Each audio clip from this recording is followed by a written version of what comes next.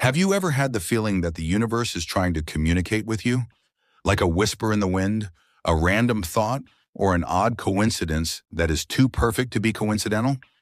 What if I told you that these are not random occurrences, but real messages from God? Messages that are intended to guide you, guard you, and lead you down the right path in life. But the majority of people disregard them, losing the wisdom and guidance that would change their lives. If you've ever asked yourself how to distinguish God's messages and really grasp what He is communicating to you, then keep on watching, because today I'm sharing with you the signs you need to look out for. God communicates through numerous ways, but being aware of His messages needs to come from awareness, faith, and an open mind. One of the strongest means He speaks to you is through your intuition. That feeling in your gut when something doesn't sit right with you, or when you suddenly know precisely what to do. That's not your mind thinking. That's divine intervention.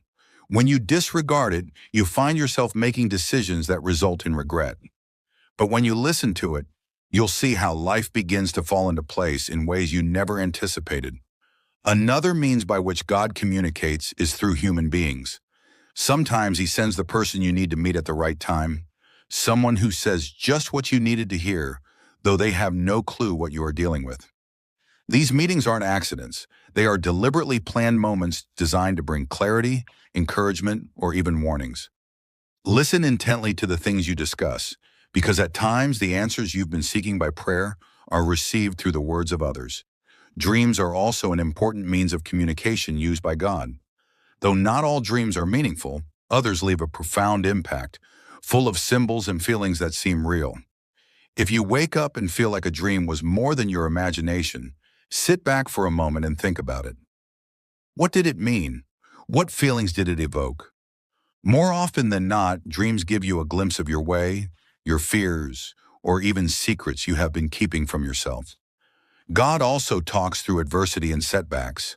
When life isn't cooperating, you can easily become frustrated or even feel abandoned. But sometimes detours and tough times are missives in disguise. Perhaps rejection was redirection. Perhaps loss was clearing the path for something grander. Instead of viewing battles as punishment, view them as direction, prompting you into a better person and a trajectory that really supports your purpose. One more way to identify God's messages is through repeated patterns and signs.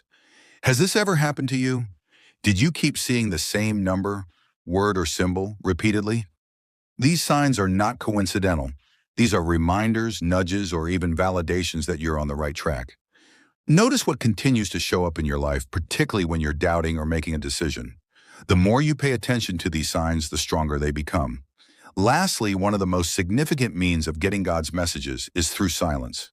In a noisy world, distractions, and nonstop movement, it's simple to overlook what really matters. But when you sit quietly, whether through meditation, prayer, or just sitting alone in nature, you make room to listen for God's voice.